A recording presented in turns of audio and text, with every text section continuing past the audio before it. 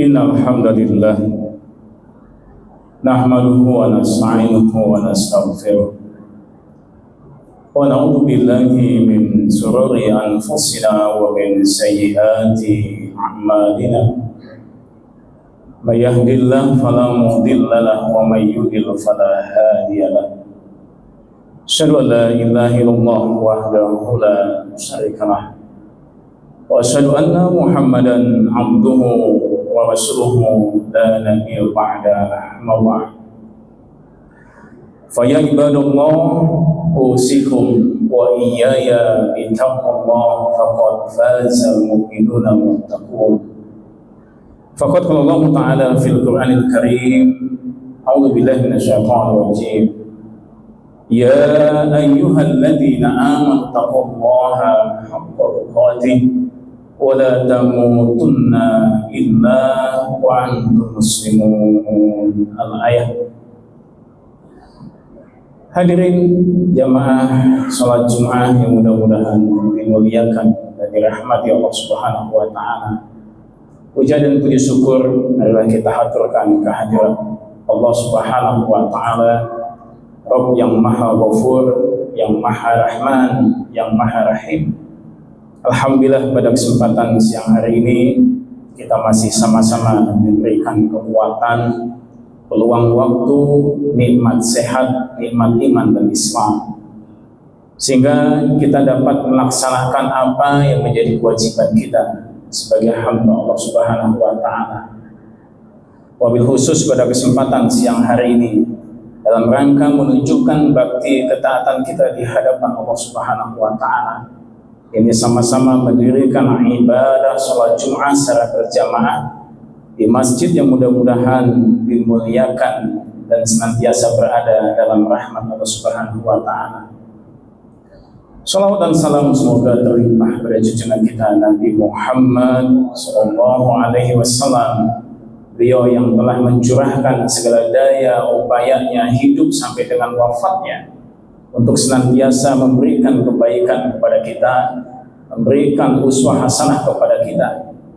Dan mudah-mudahan kita sebagai umatnya mampu untuk senantiasa mencurahkan segala daya upaya kita guna mengikuti petunjuk dan sunnah-sunnahnya. Hadirin sidang sholat Jumat yang mudah-mudahan dimuliakan dan senantiasa berada dalam lindungan dan rahmat Allah Subhanahu wa taala.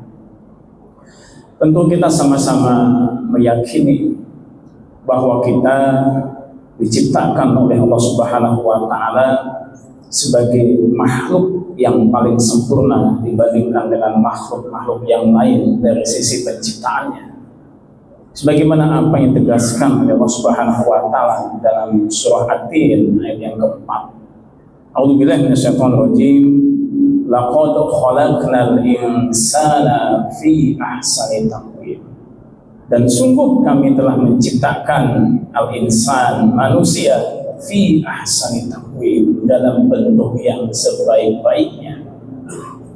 Nah, hadirin khotimah, Allah Subhanahu wa taala ketika mengawali ayat ini Allah menggunakan kata laqad sebagai bentuk penguat bahwa Allah Subhanahu wa taala ketika menciptakan manusia fi ahsani taqwim, Allah tidak menggunakan bahasa hasanah, tapi Allah menggunakan bahasa ahsan, yang paling baik, yang paling bagus, yang paling sempurna dari sisi penciptaannya dibandingkan dengan makhluk-makhluk yang lain. Dibandingkan dengan malaikat, kita adalah makhluk yang paling sempurna. Dibandingkan dengan jin, dengan hewan, dengan binatang, dengan tumbuhan, maka kita adalah makhluk yang paling sempurna dibandingkan makhluk-makhluk yang lainnya. Kemudian hadirin khotimah, di samping secara penciptaan kita sebagai makhluk yang sempurna, Allah Subhanahu wa taala membekali kepada kita ketika kita berada di muka bumi ini dengan berbagai macam hidayah.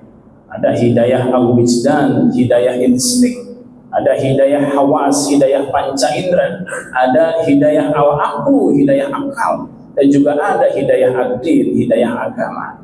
Begitu luar biasa Allah Subhanahu wa taala dengan kebesarannya memberikan kelebihan-kelebihan kepada kita sebagai makhluk Allah Subhanahu wa taala yang berada di muka bumi ini.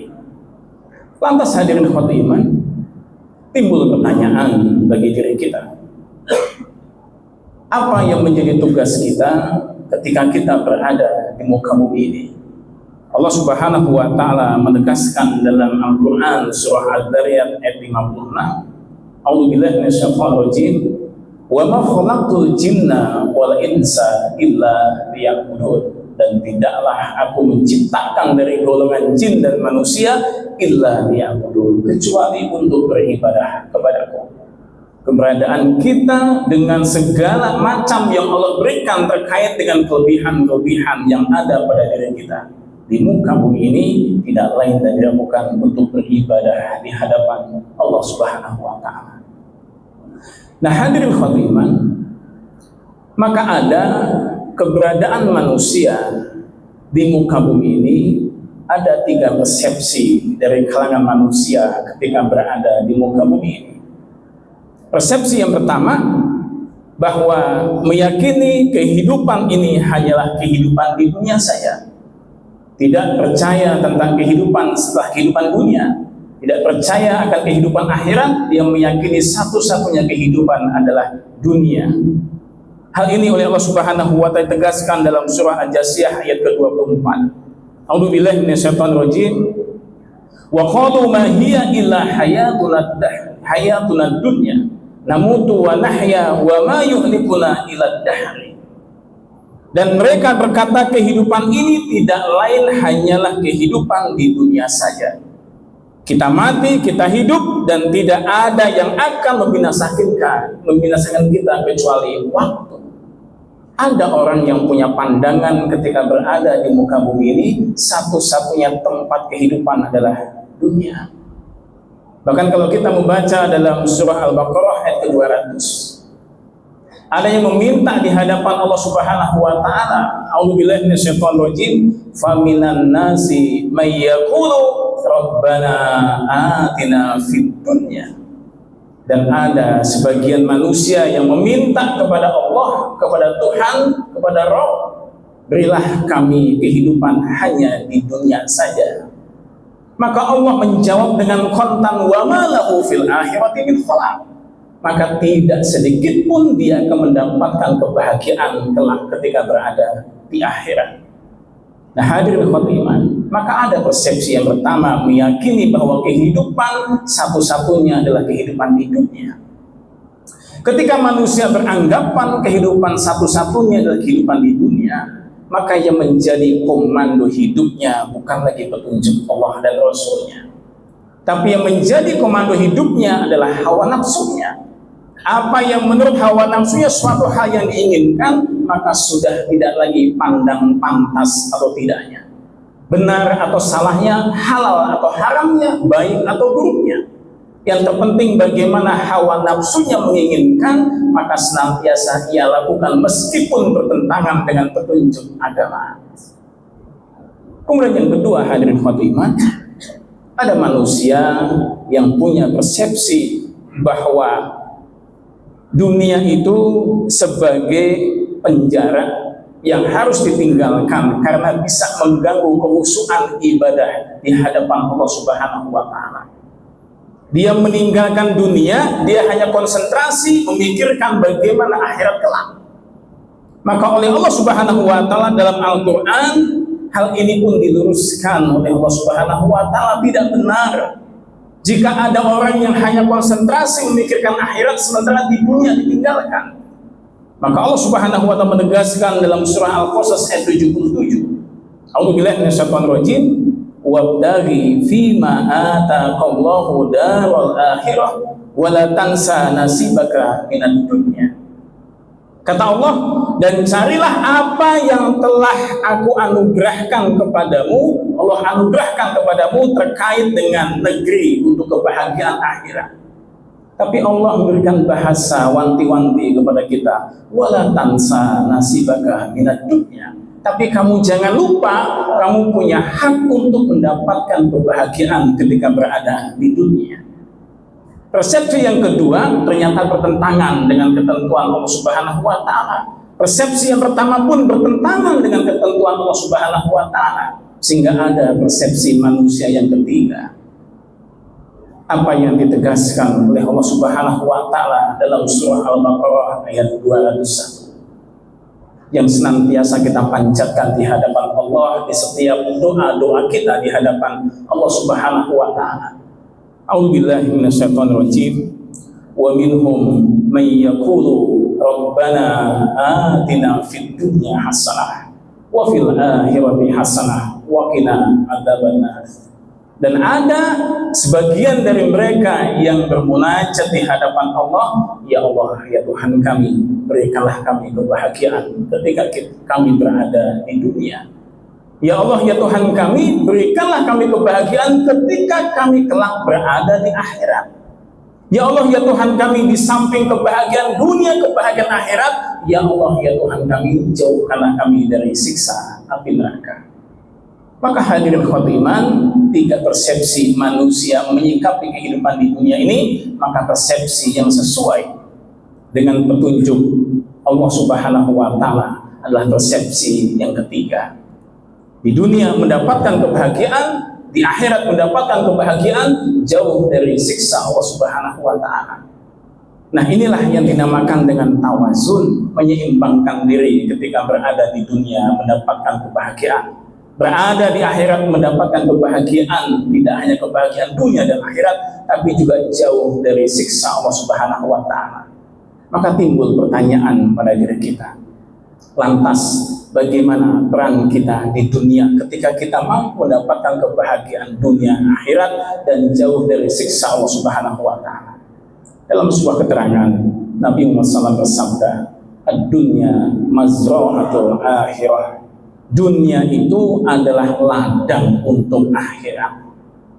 Kita diposisikan sebagai orang yang mampu menggarap ladang yang sudah disiapkan oleh Allah Subhanahu wa Ta'ala terkait dengan kehidupan dunia ini. Maka mau tidak mau, suka tidak suka, kita diposisikan sebagai seorang petani ketika berada di dunia ini. Lantas bagaimana ketika seorang petani mampu menggarap ladang yang sudah disediakan itu? Maka syarat yang pertama, bagaimana dia harus mampu menyiapkan tanah yang baik, tanah yang subur ketika dia menjadi seorang petani. Maka tanah yang baik, tanah yang subur itu kalau kita kaitkan dengan nilai-nilai agama adalah kesiapan hati kita ketika menerima segala ketentuan-ketentuan, perintah-perintah Allah Subhanahu wa Ta'ala dan Rasulnya. Maka mau tidak mau hati kita ketika berada di dunia ini untuk menerima apapun yang datang dari Allah Subhanahu wa Ta'ala dan Rasulnya penuh dengan keikhlasan.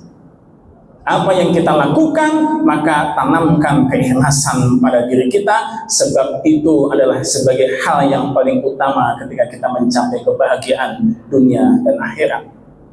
Yang kedua, hadirin khotiman, setelah seorang petani dia mampu menyiapkan tanah yang baik, tanah yang subur, kita kaitkan dengan nilai agama sebagai orang yang sudah menyiapkan keikhlasan untuk menerima segala apa yang datang dari Allah Subhanahu wa Ta'ala dan Rasulnya. Yang selanjutnya adalah seorang petani dia mampu memilah dan memilih bibit-bibit yang baik ketika ditanam di ladang itu. Maka bagi seorang yang beriman di hadapan Allah, maka di samping menyiapkan hati yang ikhlas, tapi orang yang beriman mampu memilah dan memilih mana hal-hal yang harus kemudian dilakukan ketika berada di dunia, mana hal-hal yang harus kemudian ditinggalkan ketika berada di dunia. Kita mencari nafkah untuk membutuhi kebutuhan keluarga kita, maka itu bagian daripada hal-hal kita mencari kebahagiaan di dunia dan akhirat, selama apa yang kita cari itu senantiasa mengarahkan kepada kebaikan-kebaikan. Kita pilih mana hal yang halal, mana hal yang baik, mana hal yang pantas. Kita tinggalkan mana hal yang haram, mana hal yang buruk, mana hal yang tidak pantas. Itu adalah langkah yang kedua ketika kita menjadikan ladang dunia ini sebagai kelak ketika di akhirat akan kita tuai, akan kita panen. Yang ketiga, hadirin khotimah, seorang petani dia akan merawat bibit yang sudah dia tanam sampai dengan masa pertumbuhannya. Kalau kita kaitkan dengan kepribadian kita sebagai seorang muslim, sebagai orang yang beriman, setelah kita mampu memilih mana hal-hal yang baik, mana hal-hal yang tidak baik, maka langkah selanjutnya bagaimana kita istiqomah dengan kebaikan-kebaikan itu. Dimanapun kita berada, di tempat pekerjaan kita, maka tanamkan rasa keistiqomahan dalam melakukan kebaikan-kebaikan itu. Maka apapun yang kita lakukan terkait dengan kebaikan-kebaikan itu, maka itu akan menghasilkan hal-hal yang baik di hadapan Allah Subhanahu wa Ta'ala. Jangan ada pada diri kita mencampurkan antara hal yang baik dan hal yang tidak baik. Tapi bagaimana kita mampu memilih dari hal yang baik itu, kemudian kita istiqomah dengan kebaikan itu. Dan yang keempat, hadirin khotimah, seorang petani dia akan mampu menjaga tanaman yang telah dia tanam sampai tumbuh pada masa pertumbuhannya, dia jauhkan dari hama-hama yang bisa merusak tanaman tersebut. Maka kita pun demikian, ketika kita istiqomahkan kebaikan kita, maka kita berupaya jangan sampai amaliyah-amaliyah yang ada yang kita lakukan di muka bumi ini akan kemudian hapus tersinar oleh amalan-amal yang tidak baik. Munculnya kesombongan pada diri kita, munculnya hal yang tidak baik pada diri kita, mencampurkannya hal yang halal dengan hal yang haram yang ada yang kita kemudian lakukan, maka itu bagian merusak hal-hal yang kita istiqomahkan. Hadirin khotimah, kalau kita melihat bagaimana Allah Subhanahu wa Ta'ala memberikan rahmat kepada manusia ketika berada di dunia ini, kata Nabi Muhammad SAW, rahmatnya Allah itu ada 100 rahmat. Maka satu rahmatnya Allah berikan di dunia, dan 99 rahmatnya Allah simpan dan Allah akan berikan ketika kelak berada di akhirat.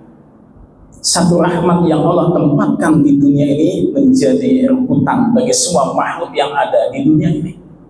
Maka kita pastikan dengan satu rahmatnya itu bisa menjemput 99 rahmatnya Allah kelak pada yaumul akhir. Maka mau tidak mau, suka tidak suka, kita jadikan dunia sebagai ladang untuk kita bercocok tanam kebaikan-kebaikan di hadapan Allah Subhanahu wa Ta'ala. Barakallahu fi wa lakum fil Qur'anil azim wa nafa'ani wa iyyakum bima fihi minal ayati wa dzikril hakim innahu huwal ghafurur rahim.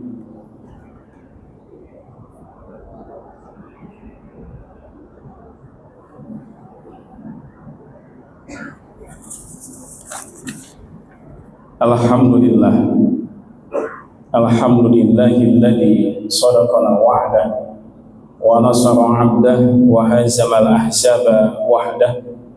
Asyhadu an la ilaha illallah wahdahu la syarikalah wa asyhadu anna Muhammadan abduhu wa rasuluhu la nabiyya ba'dah. Ma ba'd. Hadirin ikhwatul iman, kita sebagai orang yang beriman tentu meyakini bahwa kelak kita akan dipertemukan oleh Allah Subhanahu wa Ta'ala pada yaumil akhir. Maka Allah Subhanahu wa Ta'ala akan menghisap dari segala apa yang kita lakukan terkait dengan kebaikan dan keburukan itu. Kemudian kita akan mendapatkan hasil dari apa yang sudah kita lakukan ketika kita berada di dunia ini. Maka hadirin ikhwati iman, ketika kita masih diberikan kesempatan di sisa-sisa usia kita di muka bumi ini, maka kita sama-sama menanamkan kebaikan-kebaikan ketika kita diberikan kesempatan hidup oleh Allah Subhanahu wa Ta'ala. Kita istiqomahkan kebaikan-kebaikan itu dimanapun kita berada, di tempat pekerjaan kita, di rumah kita, bergaul dengan teman, dengan tetangga, dengan masyarakat, nilai-nilai kebaikan yang kita tanamkan ketika kita berada di muka bumi ini. Yang selanjutnya hadirin Fatimah, bagaimana upaya kita untuk senantiasa menjaga nilai kebaikan itu sehingga tidak tercampur dengan keburukan-keburukan. Maka mudah-mudahan kelak pada yaumil akhir Allah Subhanahu wa Ta'ala akan memberikan kepada kita 99 rahmat Allah Subhanahu wa Ta'ala ketika kita mengejar satu rahmat yang ada di dunia itu dengan kebaikan-kebaikan di hadapan Allah Subhanahu wa Ta'ala. Mudah-mudahan apa yang saya sampaikan bisa bermanfaat, khusus bagi diri khatib sendiri dan umumnya bagi ikhwati iman sekalian.